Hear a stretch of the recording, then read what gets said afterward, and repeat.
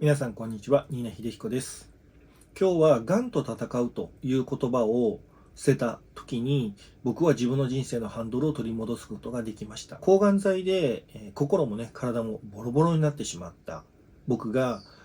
自分のね、お腹を撫でながら、がんに向かって共存しようと語りかけていた本当の理由についてお話をしたいと思います。今この動画をね、見てくれている人で、もうがんとね、戦うことが疲れてしまったとか、心が折れてしまった、そんな人もね、いるのかなと思います。がんという敵をね、倒そうとして、必死になればなるほど、自分の心も体も傷ついてしまう、疲れ切ってしまう、そんな感覚を持った時が僕にもありました。僕は大腸がんから始まって、膵臓、肝臓の腹膜播種など、全身7カ所のがんをね、経験してきました。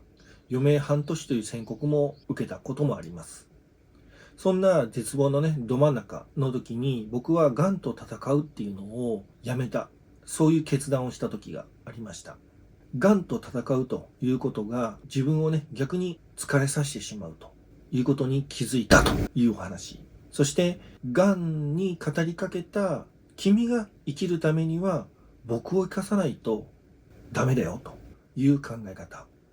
3つ目が共存を選ぶことで変わる治療への向き合い方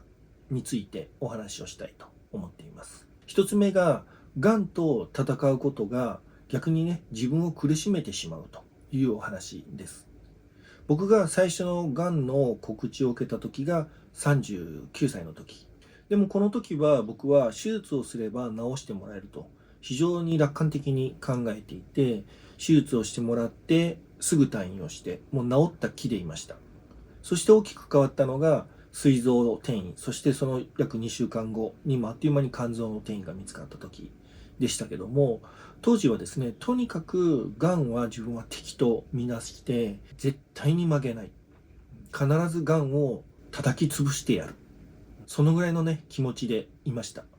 要はもう戦う相手ですよね。当時ね、標準治療の抗がん剤フォルフォックスっていうのを打っていた時期でもあったんですけども、でもこれを打てば打つほどどんどん体が悲鳴を上げていった。吐き気であったりとか、手足の指先のしびれがどんどんひどくなっていったりだとか、そして何よりも苦しかったというか怖かったのが呼吸が浅くなっていくことでしたね。トイレに行ってベッドまで帰ってくるだけでもう息切れをして肩で息をしている、そういう状態でした。なので打てば打つほどどんどんね元気になるどころか自分が死に近づいていっている。当時何かね心の目でイメージしていたというか見えてしまったというか感じていたのが黒なね、暗闇が自分にどんどん煙のような形でね迫ってくる、そういう感覚を当時自分はね感じていました。もちろん治療は大事です。でも心の中でがんに対してね絶対に負けないとか叩き潰してやる、そういう憎しみを持ちながら治療を受けていること自体なんかおかしいというか、自分の体に対してそういう感覚を持っていることと同じじゃないかなっていう、相矛盾する感覚っていうのを当時持っていました。そして2つ目が、がんに語りかけた、君が生きるためには僕を生かさないといけないよという考え方です。余命半年と言われて、全身にがんが広がっていて、そしてベッドでね、もうほぼ寝ているような生活をしている、そんな時期でしたけども、その時期にね、僕はお腹を撫でながら語りかけてたんですね。がんに対して、君が生きるためには僕を生かさないといけない。だから、お互い戦うのはやめようよと。喧嘩をするのはやめようということを言っていました。君が大暴れしてしまって、僕を殺してしまったら、君も殺されることになるんだよ。だから、君が生きるためには僕を生かさないといけない。共存しようよ。これですね、当時お腹を撫でながら、本当に僕、大真面目にこれを言っていました。傍から見たら非常に危ない状態に見えるのかもしれないんですけど、でも当時の僕は本気でそう思って、本気でね、お腹に撫でながら、がんに対して謝る気持ちも含めてね、やっていました。皆さんご存知の通り、がんは外から来たウイルスではなくて、もともと自分の正常な細胞。だから、そもそもが自分が作り出したものだということだと思うんですね。だから、僕は、がんそのものを否定するのではなくて、言い聞かせるという選択をしました。僕を生かさないと、君も生きられないんだよ。お互いに生きようねと。この考え方が持てるようになった時に、それまで僕は全身にぐーっと握り拳をね、握っているような、力が入っているような状態だったものが、ふわっとね、力が抜けた、軽くなったような感覚を持ったのを覚えています。これが僕のね、YouTube のチャンネル名にも入っている造語でもある共病生活という始まりです。そして3つ目が共存を選ぶことで変わってくる治療との向き合い方ということです。共存をすると決めてから治療に対する姿勢が受動的なものから主体的なものに変わってきました。それまでは先生に治してもらうという考え方でしたけども、僕が生きるために先生の力を借りる。そういう考え方です。がんを消すという目標から自分らしく生きるための時間をどう作っていくのかという目標にシフトしていきました。例えば僕は遺伝子検査の結果、一番最初に打っていたフォルフォックスという抗がん剤が自分には合わないタイプだということが分かりました。とにかくがんと戦うことに必死だった時は、そんな大して疑問も持たずに耐えるだけだった。でも共存を意識してからは、自分の体の声を聞いて納得のいく治療を選びたい、そう思うようになっていったんですね。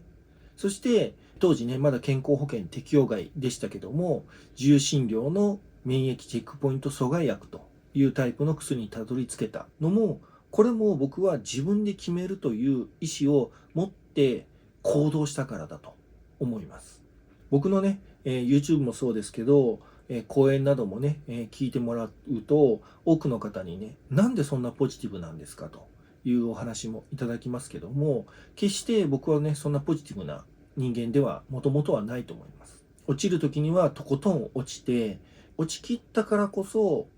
もうこれ以上下がないっていうところまで行ったからこそ上がってこれた。そんなことも一つの要因としてあるんだろうなと。なので、決して、今ね、マイナスな気持ちになって落ち込んでることが、僕はそれ自体がマイナスとは全く思っていないです。落ち込むことも一つの大事なね、次へのステップなのかなと思っています。